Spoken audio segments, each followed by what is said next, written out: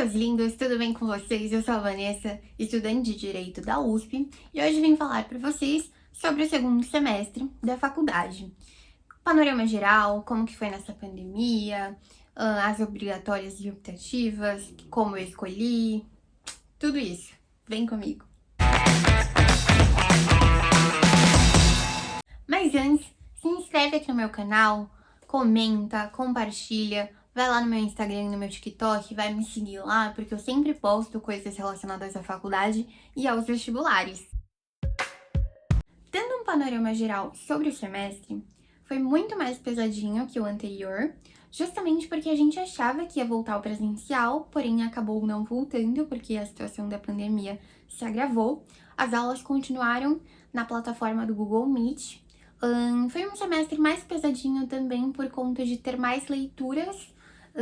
Já disse anteriormente que o primeiro ano é muito introdutório, mas em compensação foi mais organizado que o primeiro semestre em relação às avaliações, porque no primeiro semestre atrasou um pouquinho o calendário, justamente porque a gente ficou umas semanas sem aula, justamente para eles resolverem como ia ser o ensino no EAD.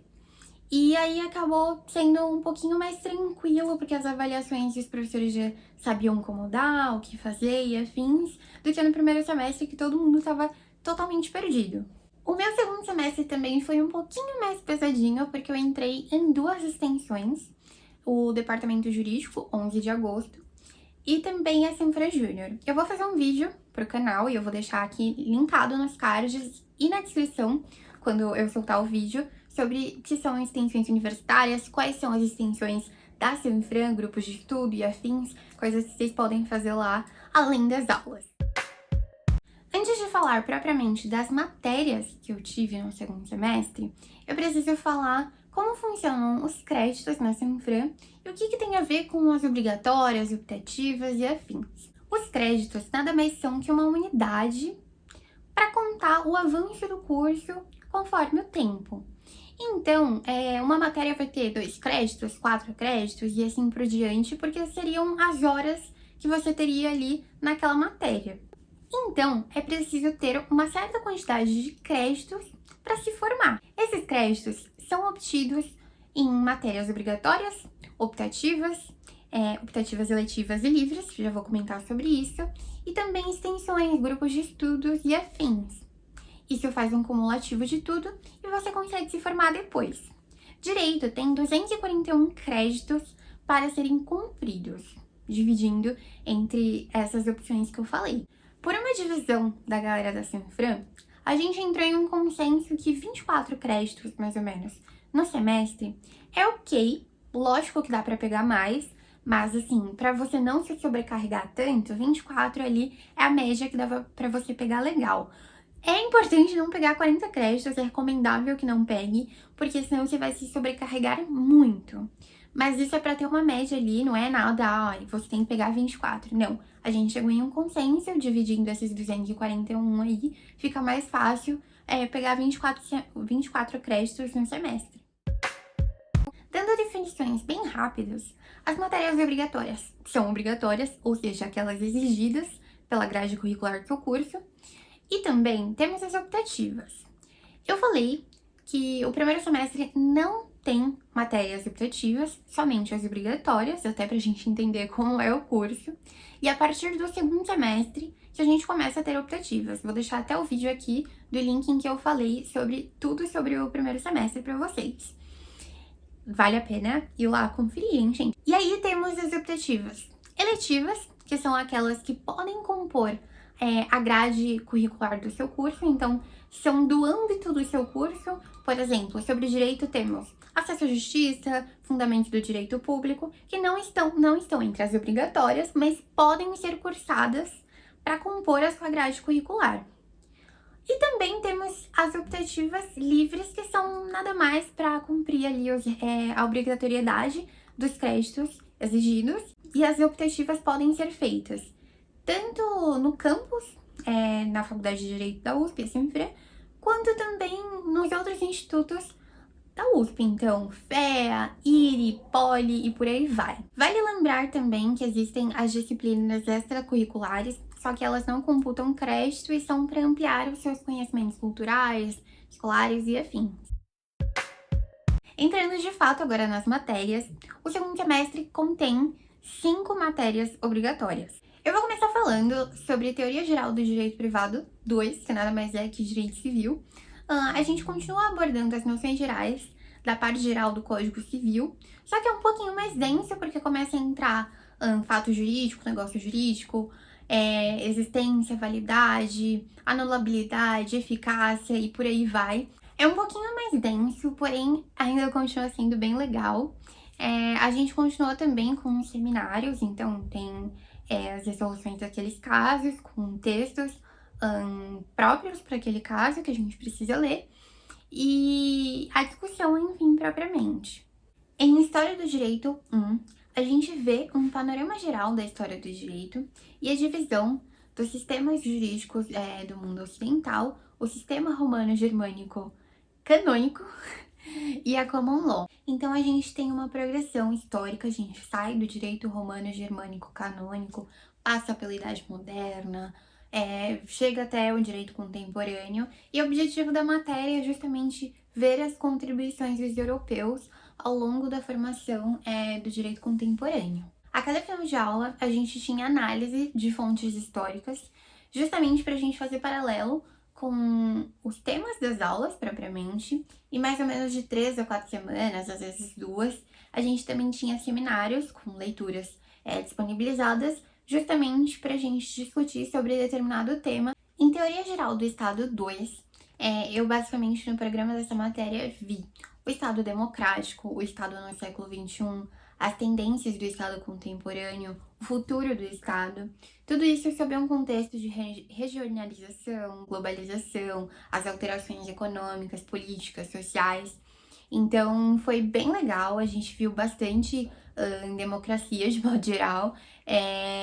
Lemos muito Robert Down, inclusive, e continuaram os seminários também com aquelas leituras em que eram relacionados os temas, relacionados às aulas, e também as atividades e fóruns disponibilizados no Moodle. Em Introdução ao Estudo do Direito 2, o tema central foi basicamente o conceito do sistema jurídico. A gente discorreu sobre os temas da teoria do ordenamento jurídico, das fontes do direito, da interpretação em geral e da interpretação jurídica. Dentre as leituras, a gente ainda teve Kelsen, tivemos Hart, tivemos Luhmann, tivemos Tércio Sampaio Júnior, entre outros. E eu continuei com o professor fofíssimo Samuel Barbosa.